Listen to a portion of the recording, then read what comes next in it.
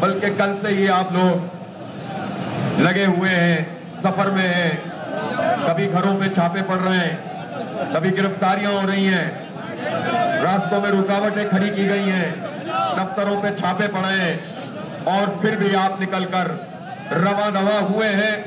اور جب اسلام آباد پہنچے ہیں تو کنٹینروں سے اسلام آباد بند تھا، لگے ہوئے ہیں، سفر میں ہیں، کبھی گھروں پہ چھاپے پڑ رہے ہیں، کبھی گرفتاریاں ہو رہی ہیں، راستوں میں رکاوٹیں کھڑی کی گئی ہیں، دفتروں پہ چھاپے پڑے ہیں، اور پھر بھی آپ نکل کر رواں دواں ہوئے ہیں۔ اور جب اسلام آباد پہنچے ہیں تو کنٹینروں سے اسلام آباد بند تھا، پھر آپ کنٹینر ہٹا ہٹا کے رکاوٹیں توڑ توڑ کے آگے بڑھ رہے ہیں۔ پھر سب سے بڑی بات یہ ہے کہ منظم ہے، نظم و ضبط کے ساتھ اپنے امیر کے اطاعت کرتے ہوئے آگے بڑھ رہے ہیں۔ اور اب اس رات کے اس پہر آپ یہاں مری روڈ پر موجود ہیں، تو کیا تھک گئے ہیں؟ تھکے تو نہیں ہیں؟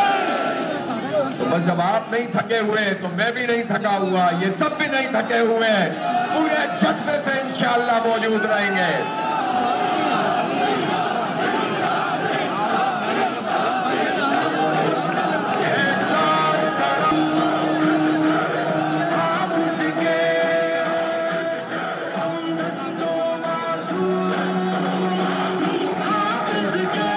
اچھا بھائی، اب یہ بتائیے کہ اگر رات کو میں 3 بجے کہوں کہ ڈی چوک چلنا ہے، تیار ہیں؟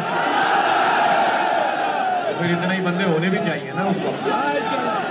اور اگر آگے پیچھے ہوئے تو ادھر ہی رہنا ہے، ہلنا نہیں ہے یہاں سے، بس یہاں موجود رہیں۔ آپ کو کسی بھی وقت بتا سکتا ہوں، کسی بھی وقت بتا دوں گا انشاءاللہ۔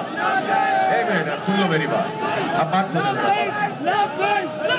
دیکھیں ہم یہاں پر جو ہم نے آج ایک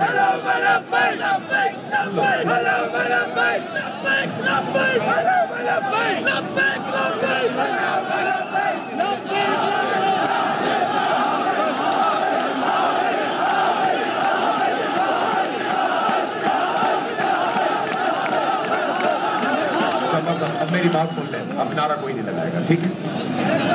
ہم نے دھرنا اس لیے دیا ہے کہ اس وقت پاکستان کی جو صورتحال ہے، اب پانی بہت سروں سے اوپر گزر چکا ہے، آ رہا ہے، اور کہتے ہیں نا پلوں کے اوپر سے گزر گیا ہے، پلوں کے نیچے سے گزر گیا ہے۔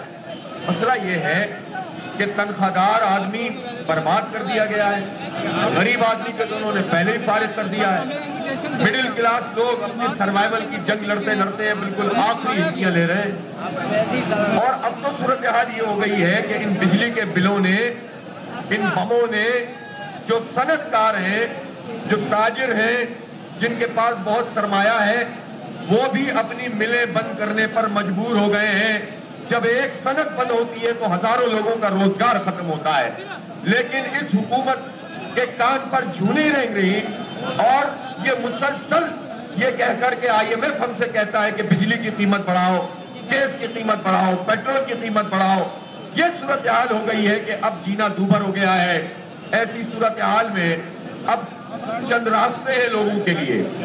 ایک راستہ وہ ہے کہ لوگ آپس میں لڑنے لگے۔ کل آپ نے گجرانوالہ کا واقعہ دیکھا، جس میں ایک بھائی نے بجلی کے بل کی وجہ سے اپنے چھوٹے بھائی کو قتل کر دیا، اتنا کڑی جرم کر دیا۔ لیکن حالات کا آپ سنگینی کا اندازہ کریں کہ لوگ کہاں تک پہنچ گئے۔ اور اسی طرح سے یہ جھگڑے اب ہر گھر میں شروع ہو جائیں گے تو لوگ کہاں جائیں گے؟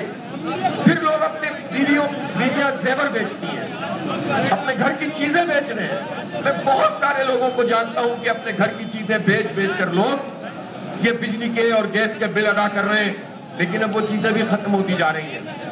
آپ بتائیں کہ یہ لوگ بل کہاں سے ادا کریں گے؟ اور لوگوں کے ساتھ یہ سلوک یہ کیا کر رہے ہیں؟ اس وقت عملی صورتحال یہ ہے کہ تقریباً ہر کیٹیگری کے جو کرائے کے مکان ہیں، کرایہ کم ہے اور بجلی کا بل زیادہ ہے۔ میں صحیح کہہ رہا ہوں یا غلط کہہ رہا ہوں بتائیں مجھے۔ اور اس صورتحال میں لا کر اس حکومت نے ہمیں ڈال دیا ہے جس کی اپنی کوئی ساکھ بھی نہیں ہے، کوئی ان کی بات سنتا بھی نہیں ہے، اس لیے کہ یہ فارم 47 کی پیداوار ہے، ووٹ ان کو ملے نہیں ہیں، زبردستی مسلط کر دیے گئے ہیں، اور یہ فیصلے عوام دشمن فیصلے کر رہے ہیں۔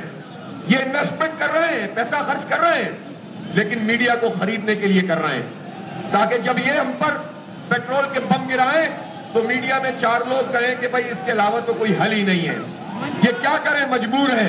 ये कोई मजबूर नहीं है। ये बताओ कि तुमने अपने इंतजामी अखराजात में 25% इजाफा क्यों किया है जब हालात ये हैं। ये बताओ कि तुम अपनी मराहत छोड़ने के लिए क्यों तैयार नहीं हो। तुम पेट्रोल फ्री इस्तेमाल करो, एक मखसूस तबका है भी है, ब्यूरोक्रेसी में भी है, सियासतदानों में भी है, और इसी तरह से जजेस में भी।